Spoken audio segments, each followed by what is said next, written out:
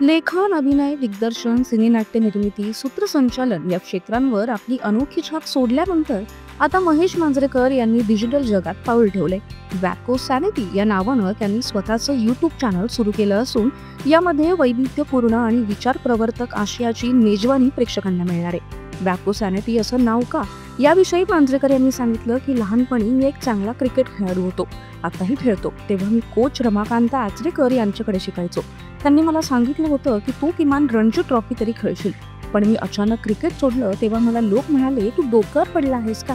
मी 3-1 महिने हापसे बोर खोदायचं कामही केलं। 6 महिन्यात बँकेची चांगली नोकरी सोडली आणि नाटकाच्या आवडीमुळे तिथे घुसलो। कोणी काम देत नाही म्हणून स्वतःच नाटकं करायला घेतली। कालांतरानं नाट्य निर्मिती संस्था काढली आणि सुरुवातीला बऱ्याच निर्मितीत माझं नुकसान सुद्धा झालं।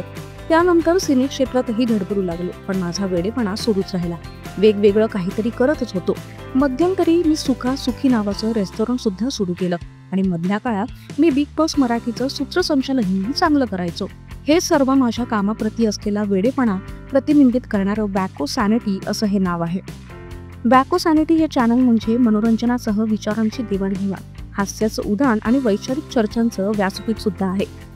पॉडकास्ट, चर्चासत्र, वैचारिक आदानप्रदान या सगळ्यांचा समावेश या चॅनलमध्ये असणार आहे, असं सुद्धा मांजरेकर यांनी सांगितलं।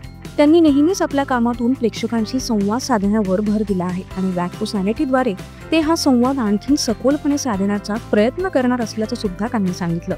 सर्वसामान्य प्रेक्षकांना, नवोदित कलाकार आणि लेखकांना सुद्धा या वॅको सॅनिटीमध्ये सहभाग घेता येणार आहे।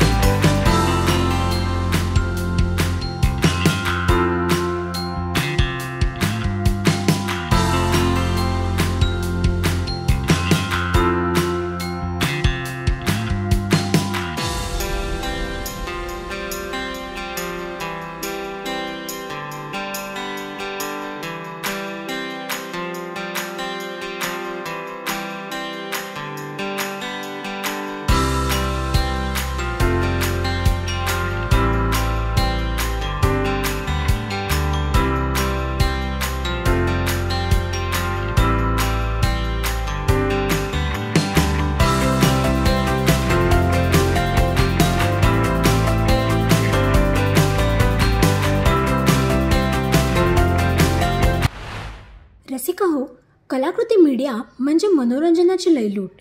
मनोरंजन क्षेत्रातील किस्से व घडामोडींचा आस्वाद घेण्यासाठी कलाकृती मीडिया या यूट्यूब चॅनलला सबस्क्राईब करा आणि व्हिडिओ लाईक करा।